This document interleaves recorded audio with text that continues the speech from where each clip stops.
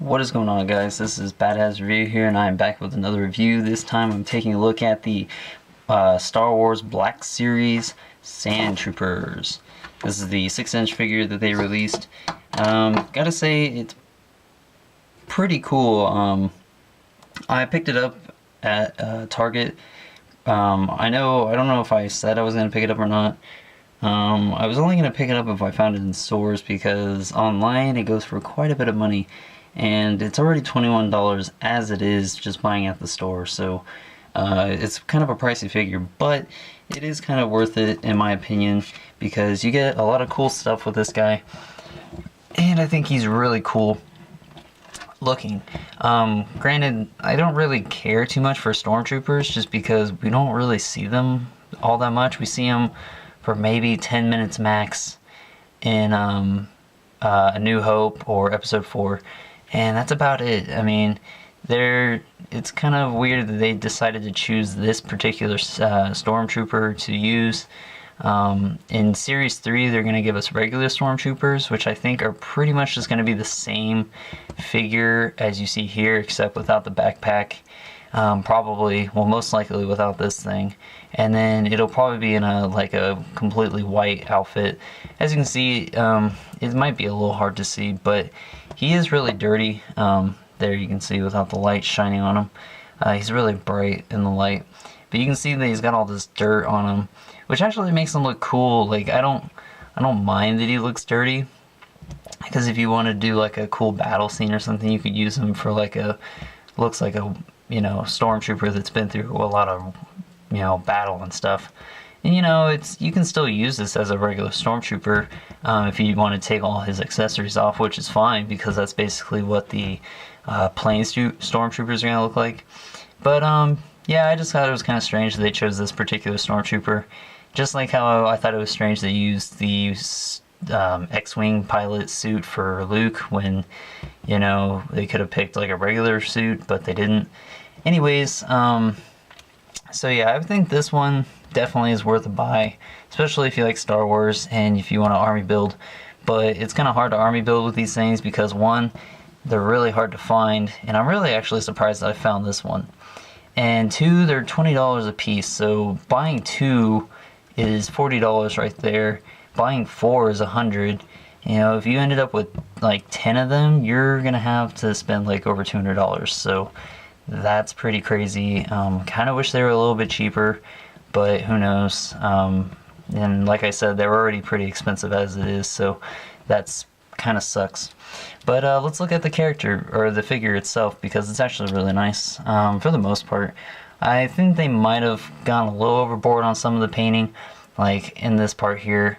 I know they're trying to get all the detail and stuff, but I think at some point it's just a little too much. And some people have kind of referred to this guy looking like he's been crawling through poop and stuff. I kind of have to agree, but it's because it's just really hard to like translate something from a movie where he's covered in sand to an action figure. They just gotta find the right kind of paint and all that to do that. But it doesn't look too bad, and actually looks pretty nice. Like I said, you can use this for a nice weathered looking stormtrooper.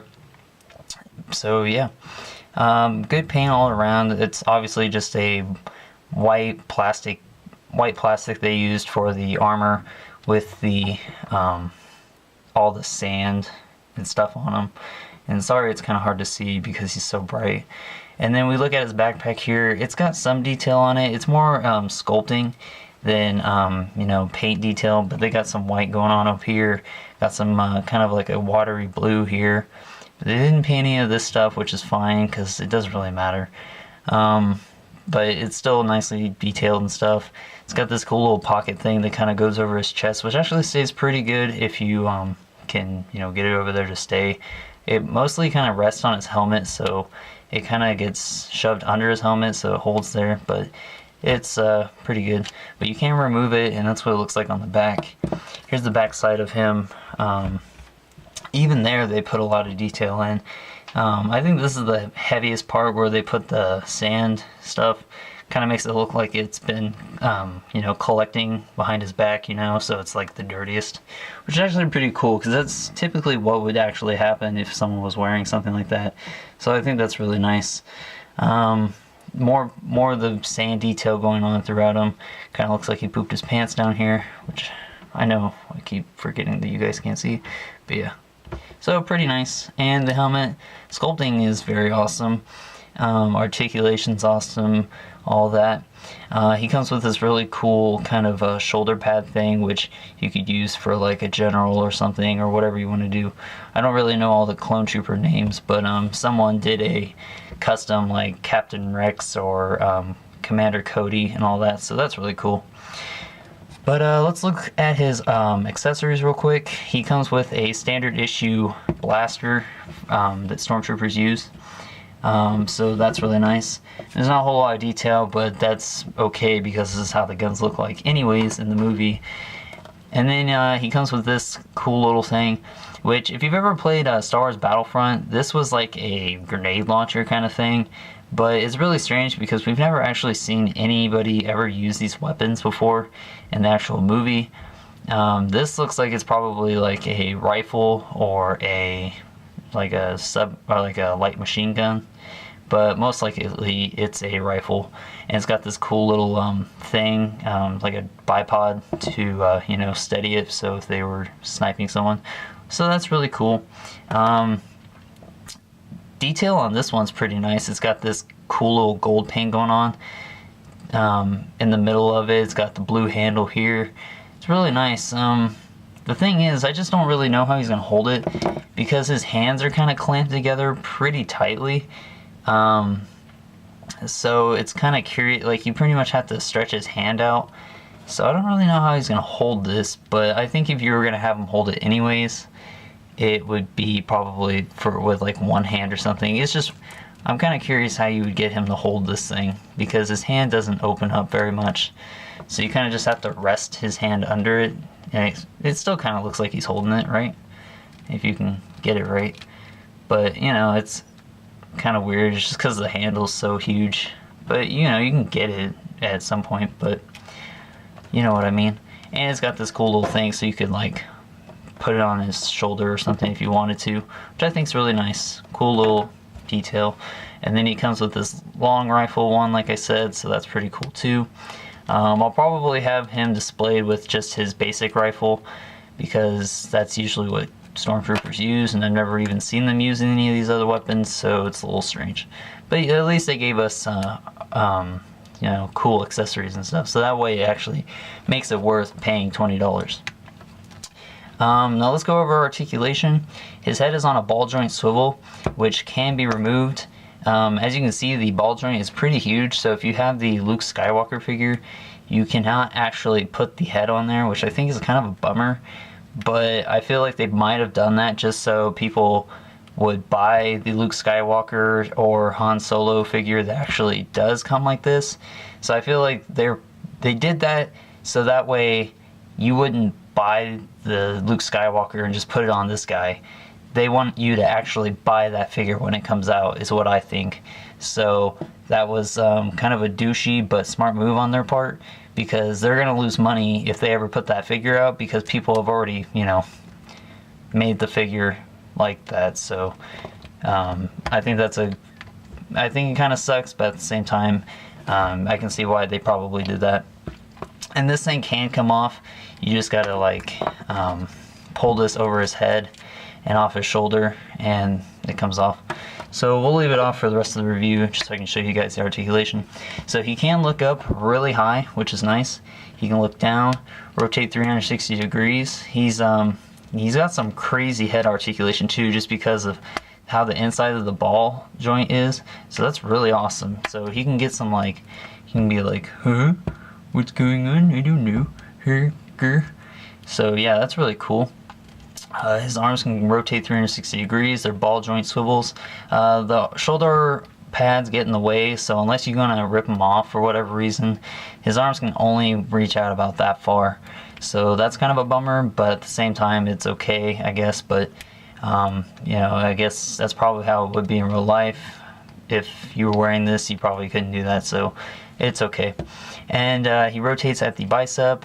Double jointed elbows, which I wish were on all the figures. I don't know why, the Stormtrooper is the only one that has double jointed elbows so far. So I really wish they would do that on all the characters. I don't know why they can't do that. There's a way to do it. They just don't. And they did it on this guy, but I guess it kind of makes sense because everybody else kind of wears robes. But you can still do it. It's no different than doing it like a double jointed knee on their legs, so I don't know, it's a little weird, but it's really cool because he has double jointed elbows. I just knocked over North Mall. So that's really cool. He rotates at the wrist, and he has a wrist swivel, which is actually really tight on mine, so I'm a little afraid that it's going to rip or break. This one goes in and out like that. This hand actually goes to the side like that, so that's kind of cool. They've been doing that on all their figures, it seems like. And then he's got the waist twist. He's got the waist diaphragm joint deal, which rotates in a full 360 and whatnot. Like, you can get him to do some crazy moves and stuff. So that's really nice because it, you know, makes the sculpt look good. And even if you lift it up, you can still see like there's sculpting going on there. So that's really nice. And I mean, it works just as good as a ab crunch and waist swivel, so that's really nice. Come down to his legs, they can go forward about that much. They cannot go back. They can go out about that far, go in. They rotate at the upper part of the thigh here. Bends at 2 points at the knee. He has a bend in the foot, and he has the ankle pivot and peg holes on the bottom of his feet. So overall, it's really worth getting if you ever come across him, but I wouldn't recommend you pay more than $50. Whoa, 50? Paying over like $20 is kind of a lot. And you know, he cost me like 21 something at Target. So if you don't find him at Target, you're gonna end up paying more online than you will be at, you know, retails. And so far, the only place that I've seen these are at Target. Toys R Us has them, but they're always out of stock, it seems like. So, and I've only been there once since they've had these, so I've never seen them. But yeah, I just happened to find this guy, so I decided I'd pick him up. I'll probably pick up all the clone troopers that they come out with, but in terms of other characters, I won't. I don't remember if I even planned on getting this guy, but I figured since I saw him, I might as well, because you know, I really think 6-inch Stormtrooper would be cool. But anyways, sorry this video is kind of long. I like to go over a lot of the detail and stuff, and I like to just kind of ramble a little bit in there and just kind of joke around. But hopefully you guys enjoyed this video. I hope you guys will rate, comment, and subscribe. Rate, comment, like, share, subscribe, blah blah blah. You know what I'm talking about. But anyways, hope you guys enjoyed the video, and I will talk to you guys later.